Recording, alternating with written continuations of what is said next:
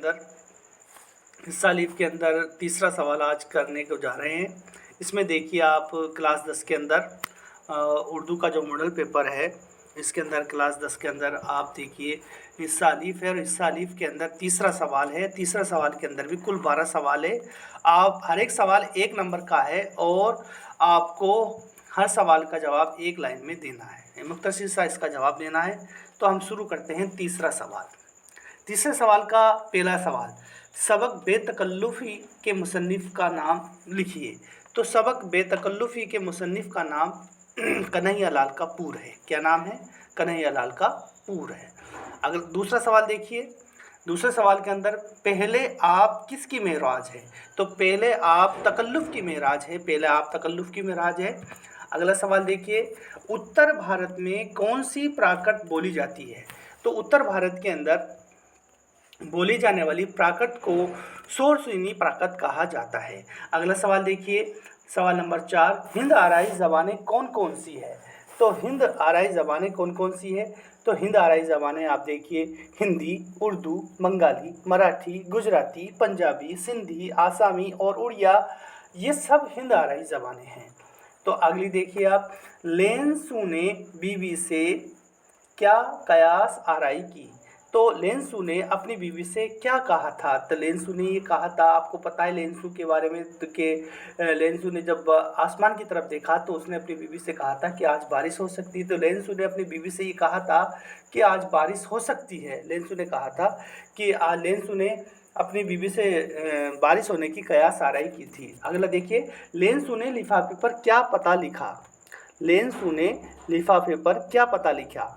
तो लेंसू ने लिफाफे पर पता लिखा था, आपको पता है कि जलाबारी से लेंसू का पूरा खेत बर्बाद हो गया था और उस बर्बादी की वजह से उसका सारा पूरा खेत उजड़ चुका था और उजड़ने की वजह से उसको अपने खेत को वापस से तैयार करने के लिए, अपने परिवार को पालने के लिए उसको 100 रुपये की ज़रूरत थी। तो लेंसू ने लिफाफे पर उसने एक ख़त लिखा था, खुदा के नाम एक ख़त लिखा था कि मुझे 100 रुपये की ज़रूरत है, मेरा पूरा खेत ख़त्म हो चुका है और बच्चे भूखे मर जाएंगे, तो उनको ज़िंदा रहने के लिए, खेत को तैयार करने के लिए मुझे 100 रुपये की ज़रूरत है।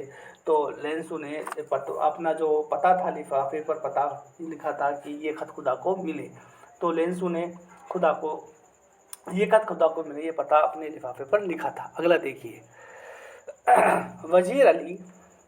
वज़ीर अली के कारनामे सुनकर किसके कारनामे याद आते हैं? तो वज़ीर अली के कारनामे सुनकर किसके कारनामे याद आते हैं?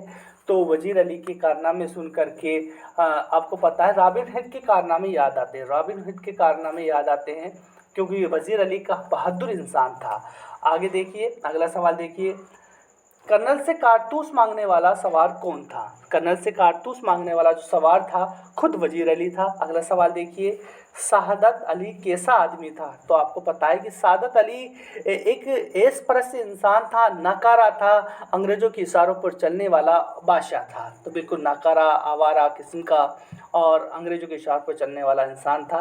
अगला देखिए, बंदूक को काठ का घोड़ा क्यों कहा गया है?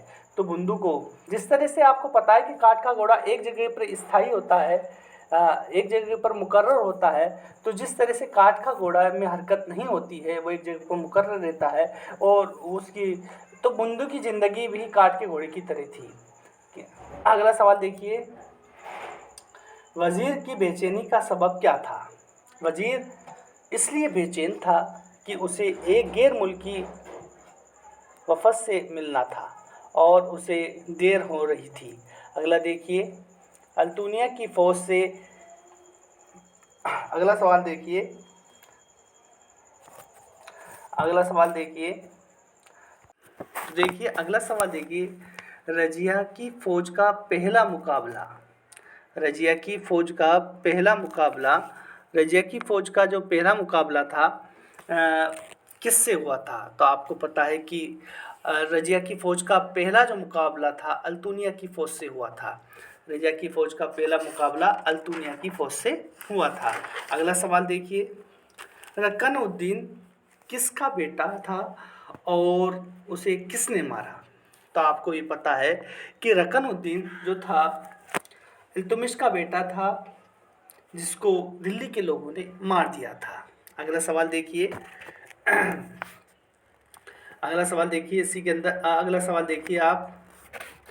पहाड़ ने गिलहरी से डूब के मरने को क्यों कहा?